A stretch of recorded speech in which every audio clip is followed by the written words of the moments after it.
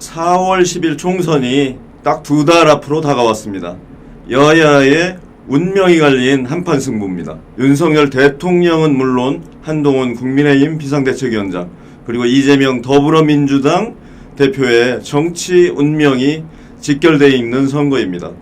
여권이 선거에서 승리한다면 윤 대통령의 앞으로 국정 운영에 탄력이 붙겠지만 만에 하나 선거에서 참패한다면 사실상 국정 운영에 큰 차질이 빚어질 것입니다. 그 다음에 한동훈 비대위원장도 마찬가지입니다. 만약에 선거에서 지면 향후 대권 가도에 굉장한 걸림돌이 될 겁니다. 대선에 출마하는 것 자체가 불투명해질 수도 있겠다 이런 생각을 해봅니다. 4.10 총선에서 과연 정치신인 한동훈 위원장이 대선 후보였던 이재명 대표를 꺾고 과연 승리를 이뤄낼지 이거에 대해서 한번 집중적으로 분석을 해보겠습니다. 30년 정치부 기자의 분석력을 가지고 한번 접근을 해보도록 하겠습니다. 그 12월 말만 해도 수도권 121석 중에 여권이 아마 20석 정도 얻는데 그칠 거다 이런 전망이 우세했던 게 사실입니다. 하지만 한동훈 비대위원장 등장 이후에 많이 이제 팽팽해지는 것 같습니다. 4.10 총선에서 저는 결론적으로 얘기하면 일당이 과반을 넘기지 못할 것이다 이렇게 봅니다. 일당이 140에서 145석 이렇게 예상을 하고요. 그리고 이제 2당이 130에서 135석을 봅니다. 그리고 중간지대 제3지대 세력이 20석 안팎을 먹을 거다. 그러면 이제 300석이 되는 거죠. 왜 이렇게 보는지 제가 한 3가지 관점에서 한번 분석을 해보겠습니다. 민주당이 절대 우세했던 이런 분위기가 한 달 조금 넘긴 40일 정도 지났겠네요. 한동훈 위원장 등장 이후에 상황이 많이 바뀌었습니다. 가장 중요한 거는 이재명 대 윤석열 그리고 민주당 대 윤석열 대결 구도가 이제 한동훈 대 이재명의 대결 구도, 민주당 대 국민의힘 대결 구도로 바뀌었다는 겁니다. 한동훈 위원장이 등장하면서 그런 대결 구도를 바꾸는데 성공한 것 같습니다. 왜 이게 중요하냐면 윤석열 대통령의 지지율이 거의 30% 초중반대에 갇혀 있습니다. 그리고 30% 초중반대라면 여권으로서는 굉장히 심각한 상황이겠죠. 반면에 한동훈 위원장은 그 지지율이 적어도 40% 그리고 많게는 50%를 넘기는 걸로 나옵니다. 자, 그렇다면 이 여당에서 출마하는 사람들이 윤 대통령에게 줄을 서겠습니까? 아니면 한동훈 위원장에게 줄을 서겠습니까? 너무 자명하다 이렇게 생각합니다. 한동훈을 앞세워야지 자기 선거에 유리하지 않겠어요? 당연히 그러니까 여권 후보들이 이제는 윤 대통령의 지지를 바란다기보다는 완전히 이제 바뀌었습니다. 한동훈 위원장이 도와주기를 바라는 거죠. 한 달의 이런 행보를 통해서 이런 선거 구도를 완전히 바꾸는데 성공했다 이렇게 봅니다. 저는 3가지로 봅니다. 우선 첫 번째, 정치신인 한동훈의 참신성입니다. 한동훈 위원장의 발빠른 대응과 그 다음에 기존 정치와는 다른 언어, 동료 시민이라는 거를 새롭게 이제 용어를 만들어냈지 않습니까? 국민 여러분 대신에 동료 시민들의 의견을 충분히 듣고 그런 조언을 통해서 국민에게 굉장히 친근감을 주고 있다 이렇게 생각이 들어요. 그리고 아주 대응이 빠릅니다. 한 위원장은 한 비대위원이 노인 비하 발언을 한 적이 있지 않습니까? 근데 즉시 대한노인회장에게 전화를 걸어서 사과했습니다. 노인회장이 외유 중이었어요. 그러니까 외유 중인 노인회장에게 전화를 걸어서 즉시 사과했습니다. 그리고 돌아오면 다시 찾아뵙고 사과를 드리겠다 이렇게 약속을 하고 노인회장이 귀국한 뒤에 즉시 노인회를 찾아서 또 사과를 했습니다. 그런 걸 통해서 노인회에서는 오히려 한동훈을 지지하는 분위기가 이렇게 생겨나고요. 그러니까 사실 역풍이 불 상황이었는데 굉장히 이제 호의적인 그런 입장으로 변했습니다. 이게 이제 한동훈식 발빠른 대응이다 이렇게 보이고요. 그 다음에 대변인실에도 여러 가지 많은 걸 요구했다고 그럽니다. 현안에 대해서 너무 지나치게 신중하게 시간 끌고 대응하다가 제대로 된 발빠른 대응을 못하는 거는 문제다. 문제가 없는 이런 현안 대응은 발빠르게 해라 이렇게 주문했다고 그래요. 그래서 그런 숙제를 받아들고 대변인실에서도 아주 뭐 고민을 많이 하고 있다고 합니다. 그리고 이제 과거보다 굉장히 그 발빠른 대응이 나오고 있는 게 뭐 사실인 것 같고요. 그 다음에 한동훈의 뭐 또 다른 특징이라면 셀카 세러머니겠죠? 한동훈은 어디 가든 셀카 세러머니를 합니다. 자연스럽게 이제 그 행사에 참석한 사람들과 어울려서 이렇게 사진을 찍는 거기 때문에 굉장히 호응이 좋고요. 이제는 그게 한동훈의 뭐 전매 특허다 이렇게 할 정도로 그런 셀카 세러머니를 통해서 많이 현장에 청중들에게 다가서는 이런 모습을 보이고 있는데 아마 이런 것도 한동훈식 차별화 행보다 이렇게 볼 수 있겠고요. 정치 신인답게 참신성 이런 걸 좀 부각을 제대로 하고 있다 저는 이렇게 봅니다. 그것이 이제 한동훈의 그 호감도 내지는 지지율을 끌어올리는데 굉장한 역할을 하고 있다 이렇게 생각이 들고요. 그 두 번째는 이슈를 선점하는 능력입니다. 그 한동훈 위원장은 뭐 아까 발빠른 대응을 한다 그랬는데 이슈 선점도 굉장히 잘하는 것 같아요.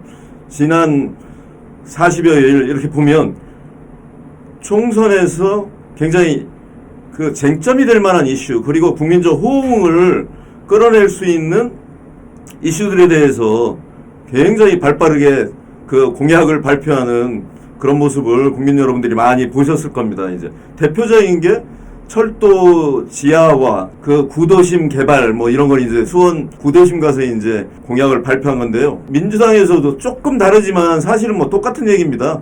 어떤 구간을 지하화 할 건가 이것이 좀 다른 거지. 사실 철도 지하화라는 거는 같은 이슈예요. 근데 민주당이 공약한 건 바로 다음 날입니다. 그러니까 원래 공약이라는 거는 먼저 발표하는 쪽이 선점하는 그런 효과가 있지 않습니까? 그래서 그 철도 지하화와 관련해서는 확실하게 한동훈 위원장이 이슈를 선점했다. 그 다음에 이제 메가시티 뭐 이런 문제도 마찬가지죠. 메가시티는 원래 한동훈 작품은 아닙니다. 그거는 이제 김기현 대표 시절에 발표했던 그런 구상이었는데 뭐 한 위원장이 그 이슈를 다시 선점을 잘 해가는 것 같아요. 그래서 뭐 김포나 이제 구리 이런 데 찾아가서 그 문제를 다시 꺼내서 여당이 그거를 실현하겠다 이런 약속을 하면서 이제 민심을 파고드는 그런 부분이 있었고요. 그리고 뭐 또 재미있는 부분은 김동연 경기도지사가 이제 경기도가 워낙 크지 않습니까? 뭐 인구가 1200만 뭐 되고 그렇다 보니까 경기도를 그 나누자 뭐 경기도 분도 이슈인데요. 그 부분에 대해서 한 위원장은 그게 필요하다면 그것도 수용하겠다 이렇게 또 치고 나왔어요. 그러니까 뭐 그 이슈도 자기 걸로 만들겠다 이런 생각인 것 같아요. 그러니까 그런 부분에서 일정 부분 이슈를 잘 끌고 가고 있다 이렇게 보이고요. 그 다음에 이제 1,000원의 아침 뭐 대학교 식당에서 1,000원을 주고 이제 밥을 먹는 그런 식사를 이제 그렇게 이름 붙인 건데요. 정부와 협의를 통해서 예산을 2배로 늘리기로 했어요. 그걸 신청하는 학교는 모든 학교에 그런 혜택을 주겠다 약속을 하고 그래서 젊은 표심이죠. 청년들 표심을 자극을 하는 걸로 이렇게 보이고요. 그 다음에 정치개혁 이슈는 확실하게 한 위원장이 선점한 그런 부분입니다. 금고 이상 확정 시 의원 세비 반납, 불체포 특권 포기, 다당의 후보 문제로 선거를 재보선을 실시하게 될 경우 후보를 공천하지 않겠다는 거. 그 다음에 의원 수 50명 감축. 그 다음에 출판기념회를 통한 금품 수수, 관행 철폐, 세비를 중위소득 수준으로 받자. 이런 이슈는 국민들 입장에서 보면 박수를 보낼 수 있는 이슈들입니다. 뭐 하는 일도 없이 맨날 싸움만 하는 국회의원들한테 왜 돈을 1년에 1억 5천씩 주나? 뭐 국민들 불만이 많을 것 같아요. 정치 불신이 극에 달해 있는 그런 상황이기 때문에 아마 한 위원장의 그런 그 공약은 굉장히 국민들이 호응할 것 같다 이런 생각을 해요. 이 부분은 확실하게 한 위원장이 야당을 압도하는 그런 이슈 선점이다 이렇게 보여요. 그렇다면 세 번째는 유리한 선거 구도 만들기입니다. 한 달 전만 해도 야당이 절대 유리한 그런 선거 구도였어요. 근데 이제는 거의 이제 대등한 게임으로 가는 게 아닌가, 이런 얘기가 나올 정도로 구도가 많이 요동치고 있다, 이렇게 보여요. 그 왜냐하면 가장 큰 이유는 이런 겁니다. 그 구도의 싸움을 인물 대결로 가져간 거예요. 그러니까 윤석열 대 민주당, 뭐 아니면 민주당 대 저 윤석열 정부, 이런 구도를 이제는 민주당 대 국민의힘, 그리고 한동훈 대 이재명, 인물 대결로 그 구도를 바꾸는 데 성공했다, 이렇게 보여요. 그러니까 대표적인 예는 이런 겁니다. 김경률 비대위원 조국 흑서를 쓴 저자이기도 한데요. 이 양반이 결국 불출마를 선언했지만 어찌됐건 그 야권의 강성 인사인 이재명 대표 최측근이죠. 정청래 최고위원 지역에 출마하겠다 이렇게 선언하면서 그걸 이제 한 위원장이 소개했지 않습니까? 그러면서 굉장히 그 이슈가 됐어요. 그 이제 관심을 많이 받은 거죠. 물론 이제 불출마로 결론이 나긴 했습니다만. 그리고 이제 임종석 전 청와대 이제 비서실장에 출마하는 성동갑, 윤희숙 전 의원입니다. 저 KDI 출신이고요. 경제 전문가입니다. 윤희숙 전 의원 출마를 이제 알리면서 86 운동권 대 경제 전문가, 누가 성동을 살릴 건가, 이런 쪽으로 부각을 시키면서 굉장히 관심을 모았다, 이렇게 보이고요. 그런 게 많지 않습니까? 그리고 이제 어제 오늘은 부산에서 오선한 서병수 의원, 삼선한, 경남에서 삼선한 거죠. 김태호 의원을 부산에 전재수 의원하고 김두관 의원이죠. 그 지역에 자객공천 그걸 요청했고, 서병수 의원은 자기가 가서 저 민주당 현역 의원하고 맞붙겠다, 이렇게 이제 승낙을 했어요. 그리고 오늘은 또 밀양에 삼선 조혜진 의원을 또 저 김해는 이제 전통적으로 노무현 전 대통령 시절부터 민주당이 이제 강세 지역인데 거기 출마를 요청했어요. 근데 사실 이런 출마를 요청받고 거부하기는 굉장히 어려운 거죠. 그래서 거의 출마를 한다고 보면 됩니다. 그러니까 이런 식으로 그 당대당의 이런 아니면 민주당 대 윤석열 정부의 대결 구도를 인물 대 인물 대결 구도로 끌고 감으로써 여당이 이제 약한 부분을 감추면서 이렇게 가는데 꽤 성공하지 않나. 이 세 가지가 더해지면서 그 상당한 이제 재밌는 게임이 돼가고 있다, 이런 생각을 해요. 그러니까 원래는 170대 예를 들면 120 이런 구도였다고 생각이 들어요. 작년 말까지만 해도. 근데 이제는 145대 130 이 정도의 대결 구도가 지금 돼가고 있다. 그리고 솔직히 잘하면 여당이 140석을 넘기는 그 승리하는 그런 구도로 갈 수도 있겠다. 이건 물론 누가 지금 총선에서 승리할지는 몰라요. 이건 아무도 모르겠죠. 근데 지금의 구도를 보면 그 여당이 상당히 유리하게 지금 끌고, 초반 선거전은 굉장히 유리한 구도로 끌고 가고 있는 건 확실해 보인다. 그리고 특히 이제 민주당은 그 친명 대 비명이 이제 갈등을 많이, 계파 갈등이 심각한데 이 공천 과정에서 이런 갈등이 또 폭발할 소지도 있어요. 물론 여당도 갈등이 있는데 어찌됐건 그 상황은 야당이 더 심각한 그런 상황이 될 수 있다.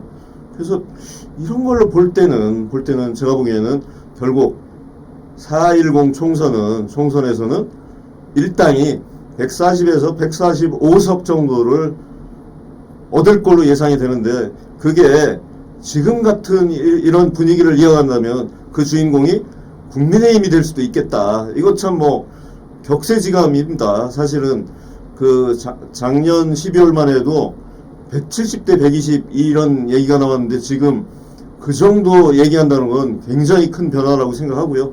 제가 보기엔 여전히 민주당이 굉장히 유리한 구도다. 그거는 아무도 부인하지 않는 그런 사실입니다. 근데 제가 분석한 이런 것들을 토대로 보면 물론 이제 선거까지는 두세 번 또 굴곡이 있을 겁니다. 여러 가지 변수도 생기고요. 또 헛발질도 있습니다. 그게 잘해서가 아니라 잘못해서 이제 선거를 망치는 이런 경우도 충분히 상정해 볼 수 있을 거고요. 그러니까 그런 걸로 보더라도 한동훈의 40일 비대위원장 행보는 꽤 성공적이었다. 저는 이렇게 봅니다. 그리고 총선은 이제 굉장히 재밌는 게임으로 가고 있다. 다음 시간에도 또 재밌는 이슈를 가지고 찾아뵙겠습니다. 고맙습니다.